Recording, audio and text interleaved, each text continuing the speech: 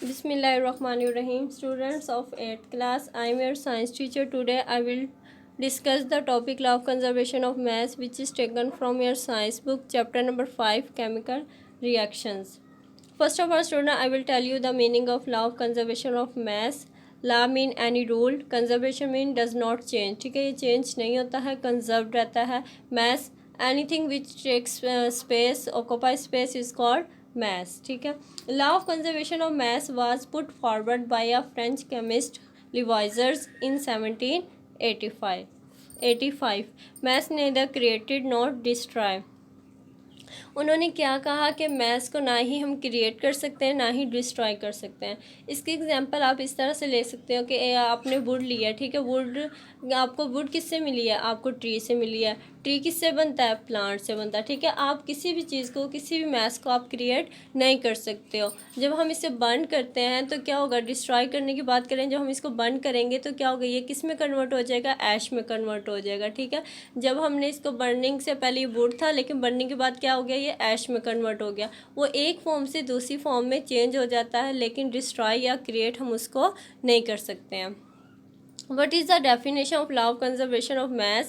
This law states that during a chemical reaction, mass is neither created nor destroyed, but it change from one form to another. वो अपनी form change कर सकता है, लेकिन हम उसको क्रिएट भी नहीं कर सकते, ना ही हम उसको डिस्ट्रॉय कर सकते हैं. The second definition of the law of conservation of mass is that total mass of the product is always equal to the total mass of the reactant. क्या कह रहे हैं कि वो जो प्रोडक्ट का हमारे पास mass आएगा वो किसके हमेशा इक्वल होगा? mass of reactant के. ठीक है, इसकी एग्जांपल मैंने आपको वुड की दी. ठीक है, वुड को जब हम बर्न करने से पहले हम उसका वेट नोट कर लेंगे. ठीक है, वेट जब हमने नोट कर लिया, उसके बाद क्या करना है? हमने वुड को बर्न करना है. वो बर्न करने के बाद जो हमें ऐश मिलेगी, उसको हमने किसी ऐसे अपरेटस में बर्न करना है कि जिसके अंदर से गैस प्रोड्यूस होंगी, वो भी बाहर रिलीज ना हो. तो हम उसका जब गैसेस का और उस ऐश का वेट करेंगे तो वो इसके इक्वल होगा जो हमारी वुड का वेट था. ठीक है, तो वो हम क्या प्रूव कर रहे हैं कि लॉ ऑफ कंजर्वेशन मैस में कि total mass of the product is always equal to the total mass of the reactant. To prove this law, we will perform an activity. For this activity, the apparatus which we require conical flask. This is the conical flask and this is the weight balance. And two things are required: sodium chloride solution and silver nitrate solution for this activity. What is the procedure of this activity? Take a small amount of sodium chloride solution in a conical flask. आपने क्या करना है? Sodium chloride का solution लेना है. किसमें? Conical flask में. ये जो आपको बड़ी वाली फ्लास्क है, ये कौन सी है? कॉनिकल फ्लास्क है. इसमें आपको येलो कलर का नज़र आ रहा है. ठीक है, ये कौन सा सोल्यूशन है? हमारे पास सोडियम क्लोराइड का सोल्यूशन है. Then take the silver nitrate solution in a small test tube. इसके बाद आपको ये जो कॉनिकल फ्लास्क के अंदर एक छोटी सी टेस्ट ट्यूब नज़र आ रही है, इसके अंदर आपने किसका सोल्यूशन ऐड करना है? सिल्वर नाइट्रेट का सोल्यूशन. आपने 2 सोल्यूशन लेना है. एक सोल्यूशन है हमारे पास सोडियम क्लोराइड का सोल्यूशन और दूसरा सोल्यूशन कौन सा है? सिल्वर नाइट्रेट का सोल्यूशन है. आपने इन दोनों को सेपरेट रखना है. ठीक है, इसको इसके अंदर हैंग कर देना टेस्ट ट्यूब को. अभी ये मिक्स नहीं हुआ है. ठीक है, इसके बाद क्या करना है? Place the test tube containing silver nitrate solution in the flask along its wall in such a way that two solution do not mix with each other. ठीक है, आपने इस तरह से इसके अंदर इसको हैंग करना है किसी स्ट्रिंग वगैरह की हेल्प से कि ये आपस में मिक्स ना हो. अब आपने क्या करना है? इसके बाद क्या है step? Seal the flask with the cork and weigh it along with its content. आपने इसको सील कर देना यानी कि आपने इसको क्लोज कर देना with the help of cork. ठीक है, जब आप इसको क्लोज कर दोगे तो इसके बाद आपने क्या करना है? इसका वेट बैलेंस पे अपना जो वेट होगा वो नोट कर लेना. अब अभी हमने क्या सिर्फ सिंपल हमने सोल्यूशन रखे हैं. ठीक है, इसमें सोडियम क्लोराइड का सोल्यूशन है और ये जो हमारी टेस्ट ट्यूब है इसके अंदर कौन सा सोल्यूशन है? सिल्वर नाइट्रेट का सोल्यूशन है. ये दोनों सोल्यूशन आपने फ्लास्क के अंदर रख के इसको फ्लास्क को कवर करके वेट बैलेंस से जो इसका बैलेंस है वो आपने नोट कर लिया. ठीक है, वेट नोट कर लिया. उसके बाद आपका क्या स्टेप है? Shake the test tube in the flask and allow the 2 solution to mix with each other. आपने जब वो उसके बाद आपने जब वेट अपना नोट कर लिया, उसके बाद टेस्ट ट्यूब के अंदर जो सोल्यूशन था उसको कॉनिकल फ्लास्क में ऐड कर देना. उन दोनों को आपस में मिक्सअप कर देना. Observe the what happens When two solution mix with each other and record your observation, उसके बाद आपने जब उसको इसके अंदर मिक्स कर दिया तो आपने क्या करना है, दोबारा से उनका जो वेट है वो नोट करना है, ठीक है।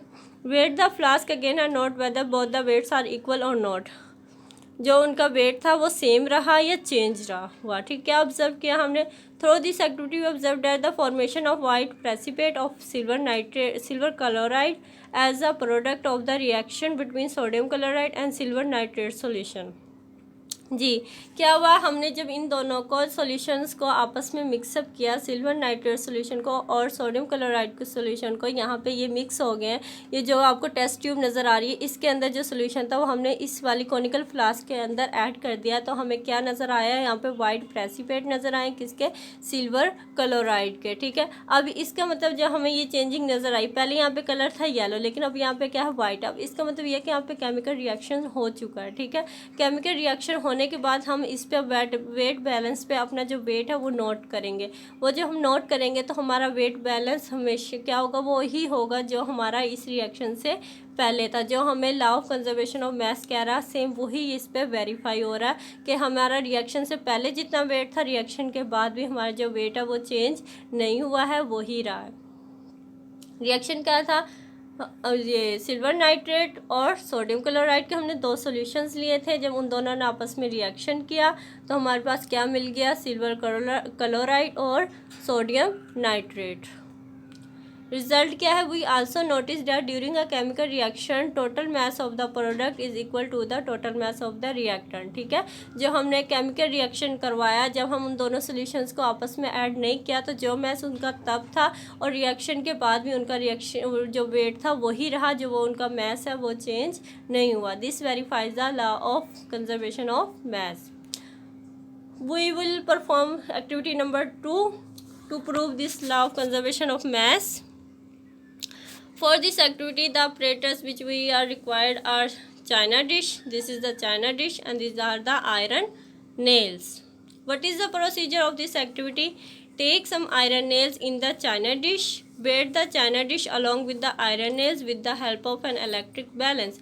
इसमें भी आपने क्या करना है, आयरन नेल्स लेने हैं, उनको एक चाइना डिश में डाल देना, उसको चाइना डिश में रखने के बाद उनका वेट करना, ठीक है।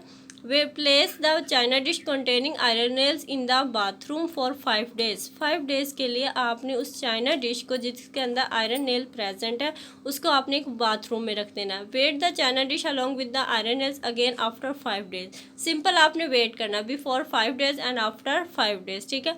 जब आपने उसको एक बाथरूम में रखा हो तब आपने वेट करके रखा है, ठीक है। उसके बाद जब आप 5 days के बाद उसको आप वेट करोगे दोबारा से तो उसको नोट कर लेना, ठीक है। रिजल्ट क्या होगा हमारे पास, we note that the weight of the iron nail does not change after keeping them in the bathroom, ठीक है। जब हमने उसको बाथरूम में रख दिया तो उसके बाद भी जो हमारा वेट था वो चेंज नहीं हुआ, ठीक है। It prove that during a chemical reaction mass is neither created not destroyed but it change from one form to another form. Thank you.